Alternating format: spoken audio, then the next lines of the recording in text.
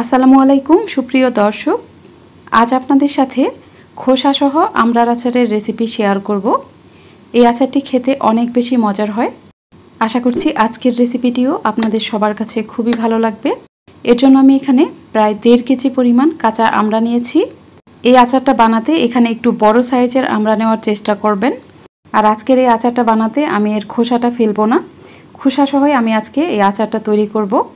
এর জন্য প্রথমেই আমড়াগুলোকে ভালোভাবে ধুয়ে নিতে হবে। ধুয়ে নেওয়ার ফলে আমড়ার উপরে যে একটা পিচ্ছিল ভাব থাকে সেটা চলে যাবে। ধুয়ে নেওয়ার পর আমড়াগুলোকে বটি দিয়ে 4 ফালি করে কেটে নিতে হবে। আমি এই আমড়াগুলোকে ভালোভাবে ধুয়ে তারপর বটি দিয়ে কেটে নিব। দেখুন, বটির সাহায্যে আমি আমড়াগুলোকে কেটে নিয়েছি। প্রত্যেকটা আমড়া 4 ফালি করে কেটেছি। আমি আমড়ার বিচির অংশটা বাদ দিইনি। বিচির অংশটা থাকার ফলেই কিন্তু আচারটা খেতে বেশি ভালো লাগবে। আর প্রত্যেকটা ফালিতে আমি দাগ কেটে নিয়েছি। অবশ্যই আমড়াগুলোতে দাগ কেটে নেবেন, তাহলে এর ভিতরে মশলাটা ভালোভাবে ঢুকে যাবে। এবার আচারের জন্য একটা মশলা রেডি করে নিব।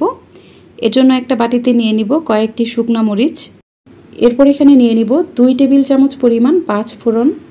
আমি একটা প্যানে প্রথমে শুকনা মরিচগুলোকে নিয়ে নিয়েছি। শুকনা মরিচগুলোকে হালকা একটু ভেজে নেব। শুকনা মরিচগুলো কিছুটা ভাজা হয়ে গেলে আমি এখানে 5 ফোড়নগুলো দিয়ে দিব। এবার এই মশলাগুলোকে ভালোভাবে ভেজে নেব। কিছুক্ষণ ভেজে নেওয়ার পর দেখবেন 5 ফোড়নের কালার কিছুটা চেঞ্জ হয়ে গেছে এবং এখান থেকে খুব সুন্দর একটা সুঘ্রাণ বের হচ্ছে। এ পর্যায়ে বুঝতে হবে যে মশলাটা ভাজা হয়ে গেছে। খেয়াল রাখবেন মশলাগুলো যেন পুড়ে না যায়।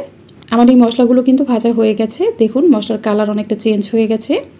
এখন আমি এই মশলাগুলোকে নামিয়ে ঠান্ডা করে নিব। ঠান্ডা হয়ে যাওয়ার পর মশলাগুলোকে ব্লেন্ডারে গুঁড়া করে নেব। এবার আচার বানাতে চলে যাব। প্যানে দিয়ে দিব প্রায় 1.5 কাপ পরিমাণ সরিষার তেল। তেলটা গরম হয়ে গেলে এখানে কয়েকটি শুকনো মরিচ দিয়ে দিব।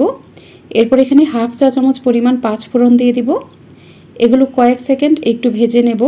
এই শুকনো মরিচ ও 5 ফোড়নগুলো কিছুটা ভেজে নেওয়ার পর আমি এখানে দিয়ে দিব 1 চা চামচ পরিমাণ রসুন বাটা।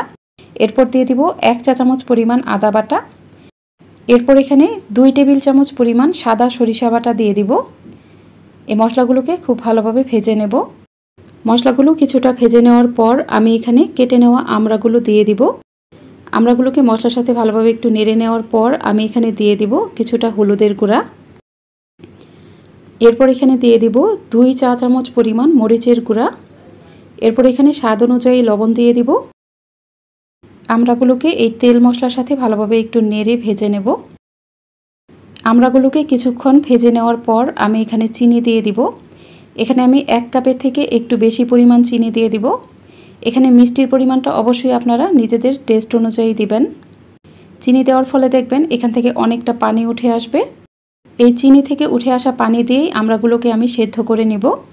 এ পর্যায়ে আমি এখানে দিয়ে দিব প্রায় 1/3 কাপ পরিমাণ ভিনেগার অথবা সাদা সিরকা। এরপর আমি এখানে আচারের যে মশলাটা গুঁড়া করেছিলাম সেখান থেকে অর্ধেকটা দিয়ে দিব। সব কিছুই ভালোভাবে একটু নেড়ে মিশিয়ে নেওয়ার পর প্যানটাকে ঢেকে দিব। এই আমড়াগুলোকে সেদ্ধ করে নিব।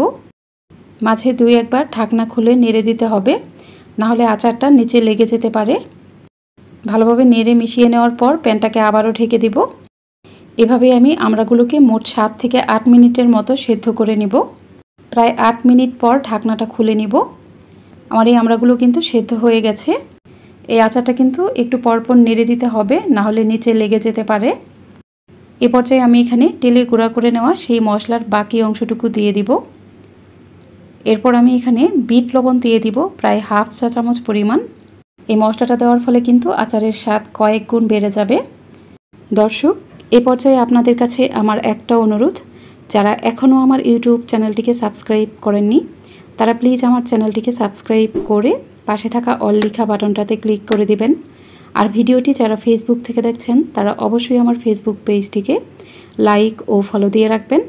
আর আপনারা অবশ্যই এই ভিডিওটিকে বেশি বেশি শেয়ার করে অন্যদেরকেও দেখার সুযোগ করে দেবেন। আর আমার চ্যানেলে কিন্তু আরও অনেক আচারের রেসিপি আছে, আপনারা চাইলে পেজটি ঘুরে আসতে পারেন। মশলা দেওয়ার পর আচারটা কিছুক্ষণ নেড়ে নেওয়ার পর দেখুন এর থেকে কিন্তু তেলটা বের হয়ে গেছে। আচার থেকে যখন এর তেলটা এরকম বের হয়ে যাবে তখন বুঝবেন আচারটা হয়ে গেছে। আমার এই আচারটা একদমই হয়ে গেছে। এখন আমি প্যানটা চুলা থেকে নামিয়ে ফেলবো। ঠান্ডা হয়ে যাওয়ার পর আচারটাকে আমি একটা প্লেটে নিয়ে নিচ্ছি। দেখুন, আচারটা দেখেই কিন্তু অনেক বেশি লোভনীয় মনে হচ্ছে। এই আচারটা খেতেও খুবই মজার হয়। আপনারা অবশ্যই এইভাবে একবার বাসায় ট্রাই করবেন, দেখবেন এই আচারটি বাসার সবাই খুবই পছন্দ করবে। আর এই আচারটিকে আপনারা যে কোনো পরিষ্কার কাচের বয়ামে সংরক্ষণ করবেন। খেয়াল রাখবেন আচারে যেন কোনোভাবেই হাতের স্পর্শ না লাগে। নর্মাল তাপমাত্রায় এই আচারটি 1 বছর পর্যন্ত ভালো থাকবে। আশা করছি আজকের রেসিপিটি আপনাদের কাছে খুবই ভালো লেগেছে।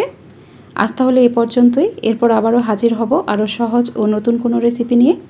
সে পর্যন্ত সবাই অনেক বেশি ভালো থাকবেন। আল্লাহ হাফেজ।